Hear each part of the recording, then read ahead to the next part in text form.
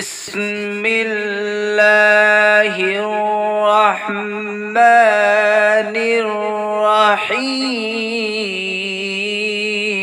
السلام علیکم۔ بسم اللہ الرحمن الرحیم۔ طلب دنیا یا طلب رضائے خداوندی۔ نظام الملک نے جب مدرسہ نظامیہ کی بنیاد رکھی تو کثیر تعداد میں طلباء نے داخلہ لیا۔ چند سال تو بہت علمی ماحول رہا، مگر آہستہ آہستہ طلباء کے دینی ذوق و شوق میں کمی آتی گئی۔ کسی نے نظام الملک سے شکایت کی کہ آپ طلباء کی سہولت کے لیے اتنی کثیر رقم خرچ کر رہے ہیں، مگر خاطر خواہ نتیجہ برآمد نہیں ہو رہا۔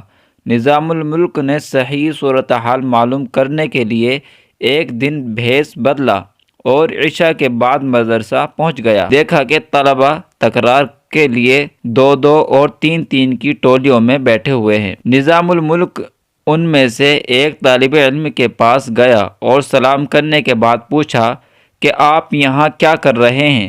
طالب علم نے کہا کہ ہم علم حاصل کرنے آئے ہیں۔ پوچھا کس لیے علم حاصل کرنا چاہتے ہو؟ طالب علم نے کہا میرے والد بڑے مفتی ہیں، میں علم حاصل کرنے کے بعد ان کی جگہ سنبھالوں گا۔ نظام الملک نے دوسرے طالب علم سے پوچھا کہ آپ کیوں علم حاصل کرنا چاہتے ہیں؟ اس نے کہا کہ میرے والد فلاں مسجد کے خطیب ہیں، میں علم حاصل کرنے کے بعد خطابت کا منصب سنبھالوں گا۔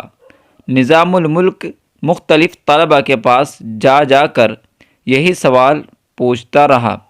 ہر طالب علم کا جواب تھا کہ علم حاصل کرنے سے ہمیں فلاں عہدہ ملے گا، عزت ملے گی اور لوگوں میں عزت و قدر کی نگاہ سے دیکھے جائیں گے۔ نظام الملک یہ سب سن کر بہت آزردہ ہوا کہ افسوس، یہ طالب علم نہیں، طالب دنیا ہے۔ ان کے لیے اتنی کثیر مقدار میں مال و دولت خرچ کرنے کا کیا فائدہ؟ بہتر ہے مدرسے کو بند کر دیا جائے اور یہی مال کسی دوسرے کار خیر میں صرف کر دیا جائے۔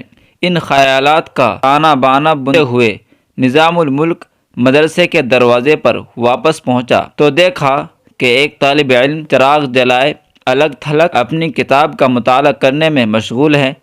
نظام الملک نے سوچا چلو اس سے بھی یہی پوچھتے چلیں۔ چنانچہ اس نے طالب علم کے پاس جا کر سلام کیا۔ طالب علم نے زبان سے سلام کا جواب تو دیا، مگر آنکھ اٹھا کر یہ بھی نہ دیکھا کہ یہ سلام کرنے والا کون ہے۔ نظام الملک بڑا حیران ہوا، پوچھا کہ میاں کیا بات ہے، ہماری طرف توجہ ہی نہیں کرتے، کوئی بات تو کرو۔